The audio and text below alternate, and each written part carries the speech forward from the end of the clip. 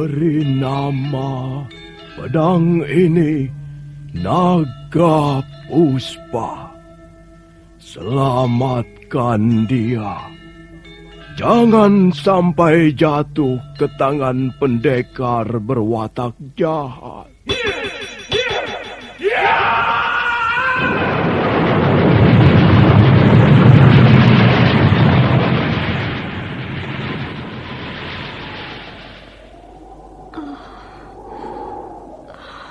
Kakang Kamandanu, kau masih juga tidak percaya bahwa aku mencintaimu. Meisin, maafkan aku, Meisin. Meisin. Meisin!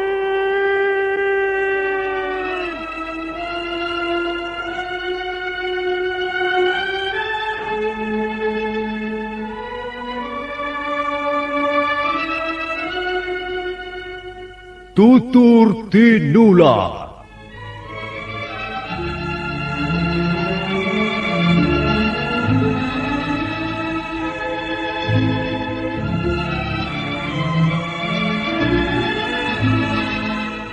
Sebuah sandiwara radio serial, produksi Sanggar Cerita dan Teater Sanggar Prativi. Sebuah kisah dengan latar belakang sejarah runtuhnya Singasari dan berdirinya Kerajaan Majapahit.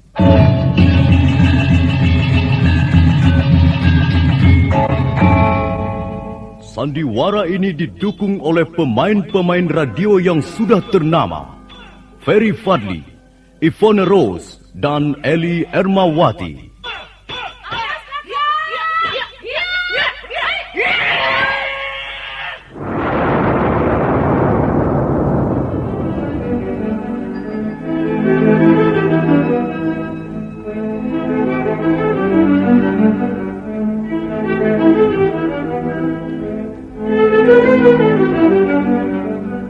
Cerita ini ditulis dan disusun oleh S. Tijab.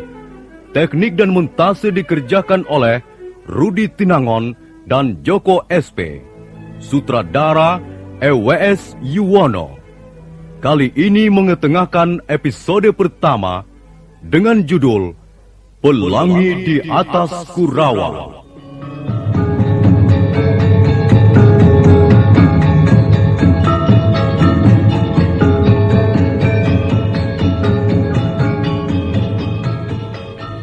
Dalam seri yang ke-26 ini didukung oleh para pemain.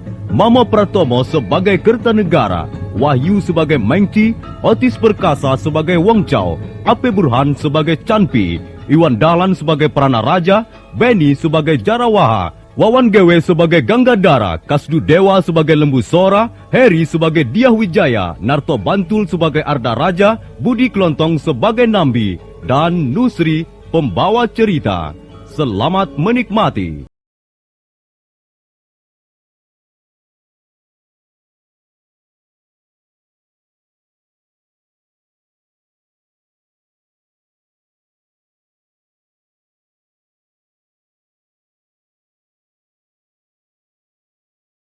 Tergolong mewah di pusat kota Singasari.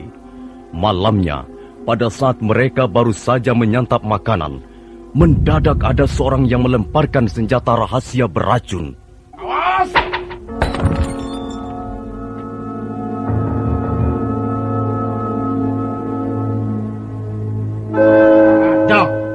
Ada orang bermaksud jahat pada kita.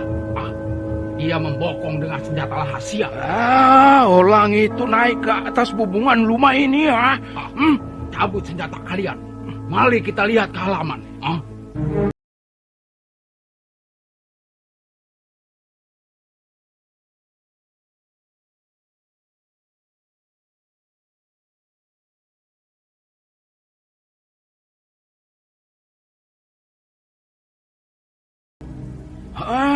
orang itu kabur.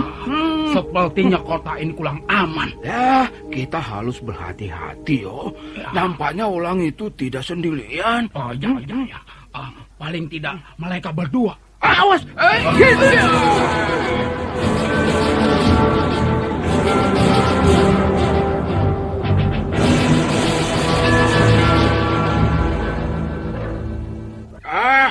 Rupanya kalian bermaksud jahat pada kami, wah. Kalau ingin selamat, serahkan apa yang kalian miliki. Jadi ya, kalian bermaksud melampau kami. Nah, ambillah semuanya apa yang kami miliki. Iya.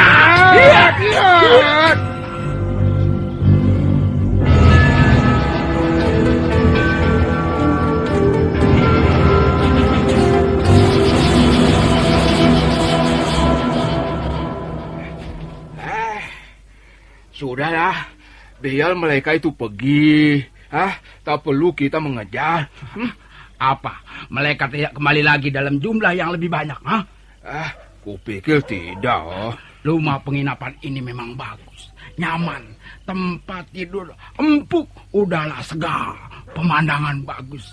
Tapi soal pengamanan payah.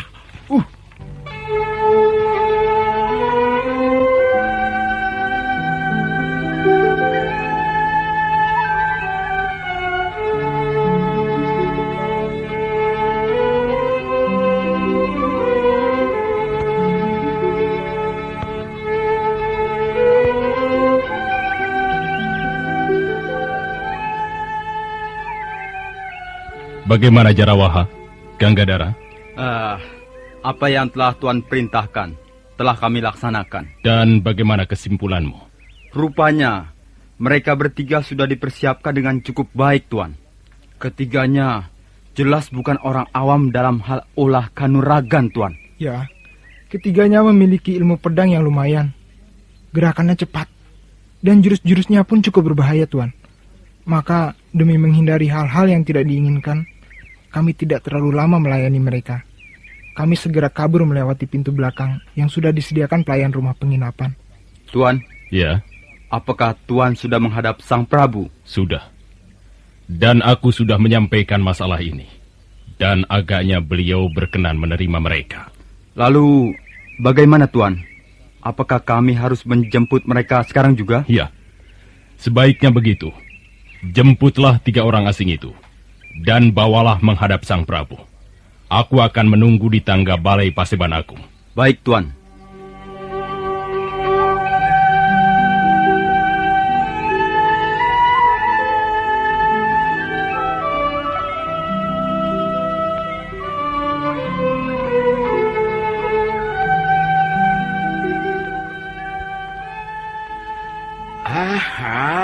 Akhirnya Tuan datang juga, oh. Kami sudah cemas menunggu. Maaf, kami agak terlambat. Banyak urusan yang harus kami selesaikan lebih dulu sebelum kemari. Lupanya tuan-tuan ini prajurit yang sibuk, oh. Itu biasa, kami selalu sibuk. Sebab menjaga keamanan wilayah istana bukanlah pekerjaan yang enteng. Ya, bagaimana semalam? Apakah tuan-tuan bisa beristirahat dengan nyaman? Oh iya. Rumah penginapan ini memang nyaman sekali. Hanya saya pengamanannya kurang bagus. Kenapa? Apakah ada yang mengganggu tuan-tuan? Sedikit. Waktu kami bertiga sedang menikmati makan malam bersama, tiba-tiba ada yang membokong dengan lemparan senjata rahasia beracun. Wah, inilah senjata rahasia itu. Sungguh keterlaluan. Pasti para perusuh yang melakukannya. Kenapa, Tuan? Apakah kota Singasari tidak aman? Tidak. Sebenarnya kota Singasari aman, tuan-tuan. Mungkin mereka itu datang dari daerah yang lain. Kami bertiga sempat bertarung dalam 1-2 jurus dengan orang-orang itu. Dan saya sempat menyelobot lencana ini, ya. Bukankah ini lencana prajurit Singasari?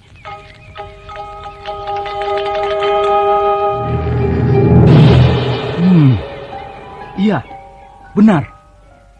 Ini lencana prajurit kami. Bagaimana orang-orang itu bisa mendapatkan lencana ini? Begini Tuan. Orang-orang itu mau berbuat yang jahat pada kami. Tapi mereka mempergunakan prajurit Singasari sebagai topeng. Orang-orang itu pasti akan kami bekuk. Dan mereka harus dihukum picis di alun-alun. Memalukan. Mencemarkan nama baik dan citra kami sebagai prajurit teladan. Tuan-tuan harus memaafkan kami atas keteledoran yang kami buat. Iya. Kami sungguh-sungguh tidak menduga bahwa ada perusuh kota yang telah mengincar tuan bertiga. Sudahlah, lupakan saja soal itu.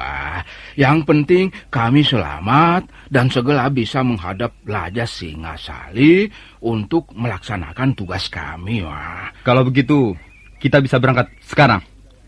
Kami sudah siapkan 3 ekor kuda yang bagus untuk tuan-tuan. Mari tuan-tuan, mari kita ke istana.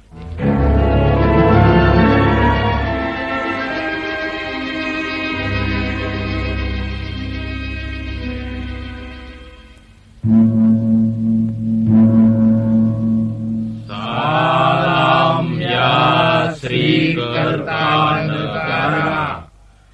Salam ya Sang Siwa Buddha. Terimalah sembah dan hormat kami. Iya.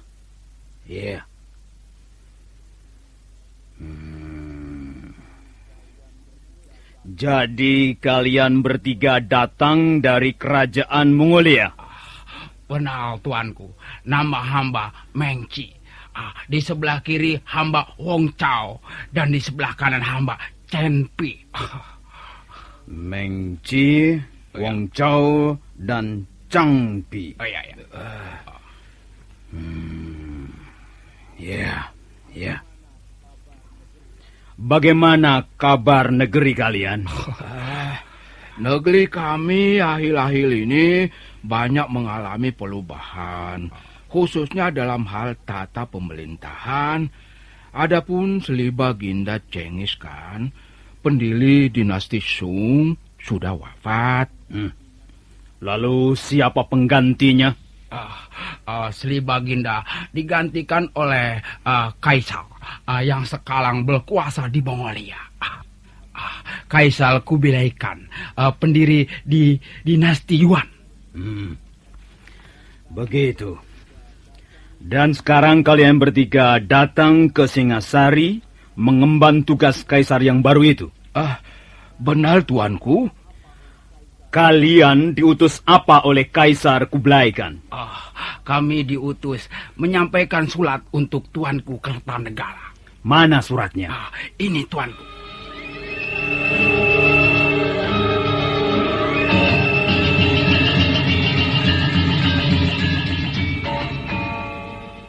Sanggrama Wijaya. Iya. Coba kau baca surat itu di depan para hadirin, supaya mereka mendengar semuanya dan mengerti apa isi surat itu. Baik, Ayahanda Prabu.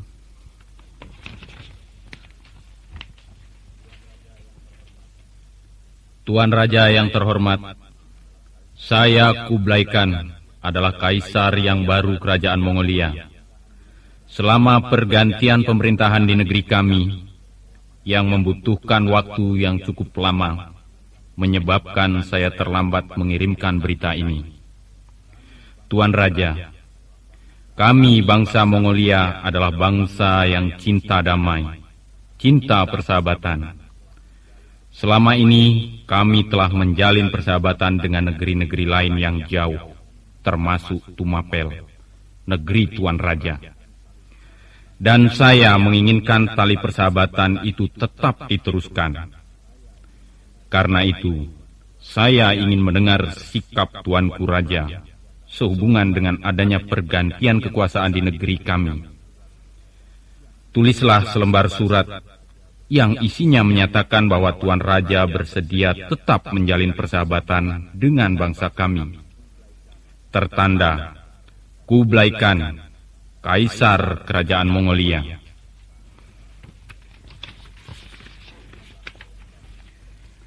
Demikianlah Ayahanda bunyi surat dari Kaisar Kublai Khan.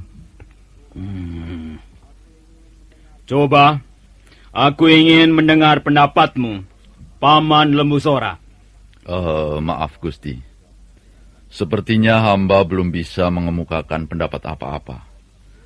Karena menurut hamba, soal-soal seperti ini perlu dirundingkan lebih dulu dengan seksama. Bagaimana, Paman Nambi? Benar apa yang dikatakan oleh Kakang Lembu Sora, Gusti. Soal-soal seperti ini memang perlu dibicarakan secara matang. Harus dilihat dari berbagai sudut kepentingan. Baiklah. Atau barangkali kau mempunyai pendapat lain, Sanggrama Wijaya, Arda Raja? Tidak, Ayahanda Prabu. Hamba sependapat dengan Paman Lembu Sora dan Paman Nambi. Hamba pun sependapat dengan Paman berdua dan Kakang Wijaya.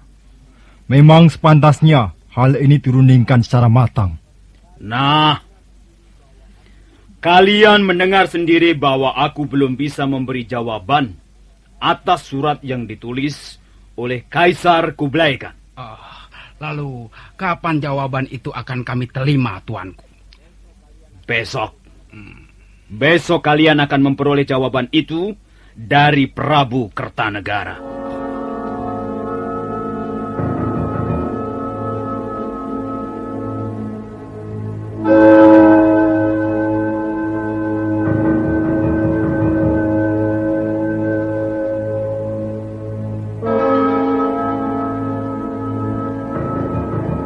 Setelah Mengci dan kawan-kawannya pergi, Prabu Kertanegara masih duduk di atas singgasana dengan ditemani beberapa orang pembesar istana yang terpercaya.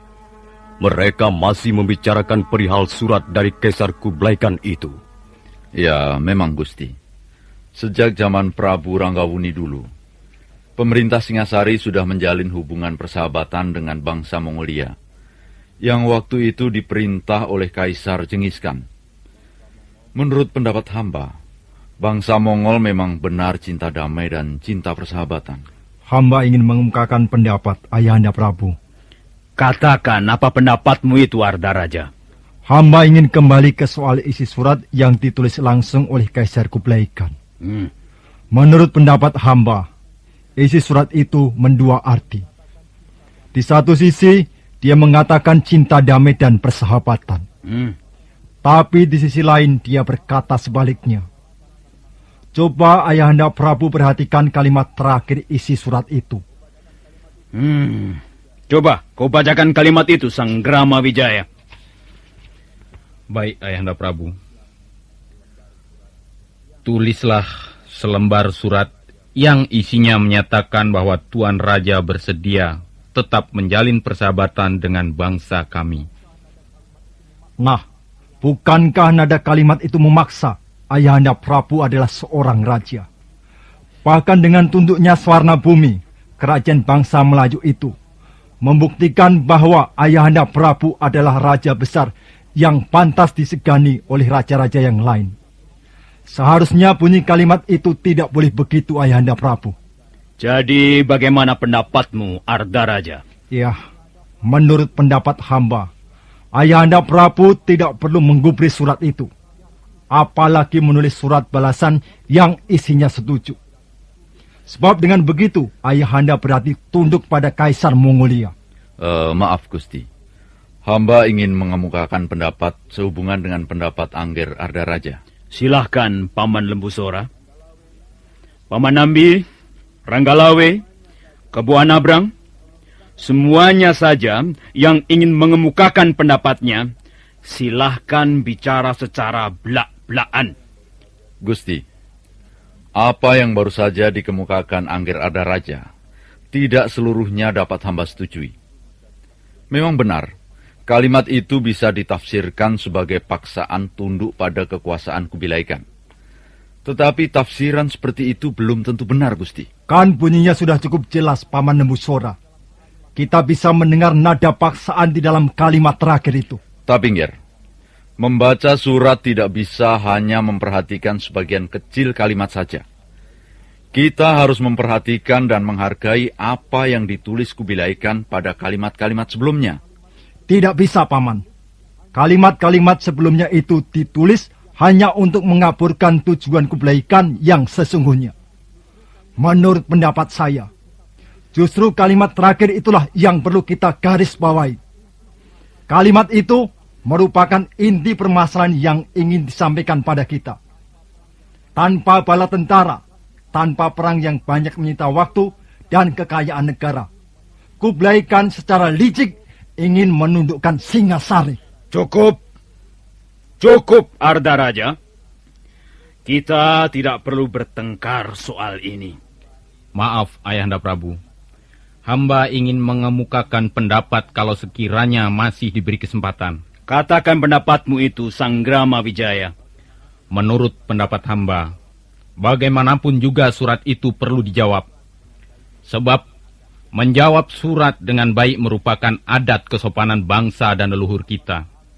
Maksudmu, apakah aku harus menyetujui permintaan Kubilai Khan itu? Soal itu sepenuhnya di bawah wewenang Ayahanda Prabu. Ayahanda bisa menulis surat yang senada dengan surat Kubilai Khan itu. Maksud hamba, Ayahanda bisa menulis dengan halus, tapi isinya memerlukan penafsiran lebih jauh. Bisa ditafsirkan menyetujui, bisa pula tidak.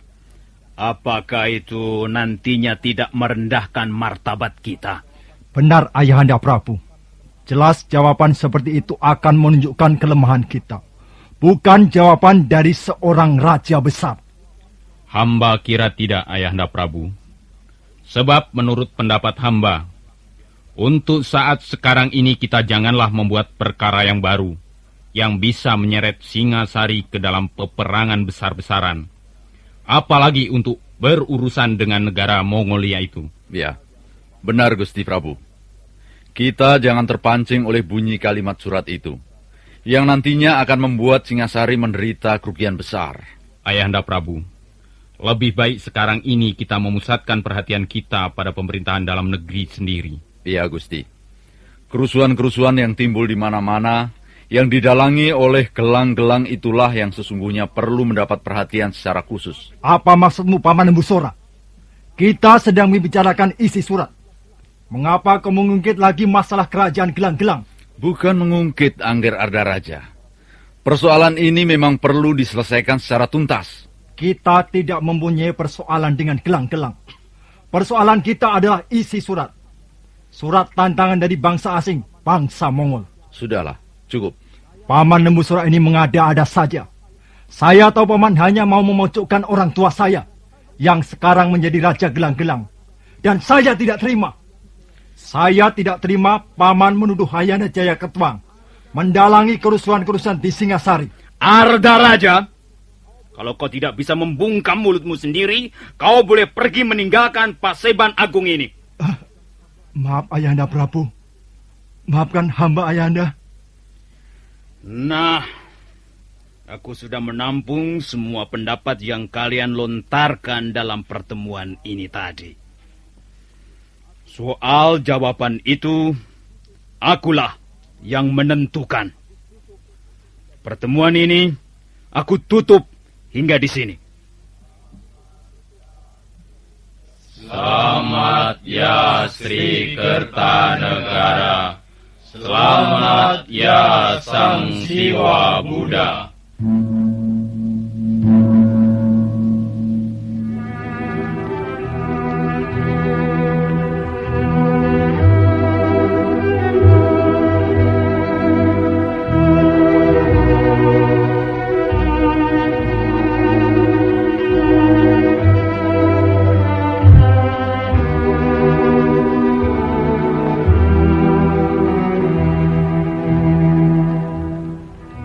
Pertemuan penting itu pun selesai.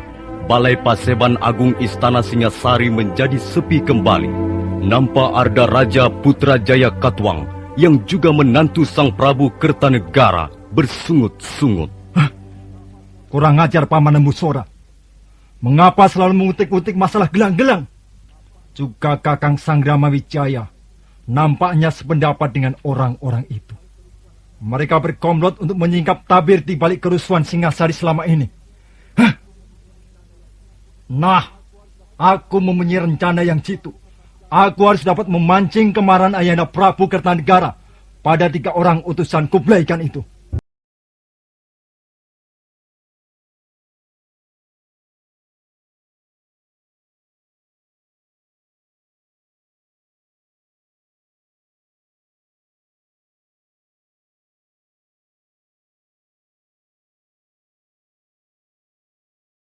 Binar, Arda Raja segera beranjak meninggalkan pelataran Balai Paseban Agung.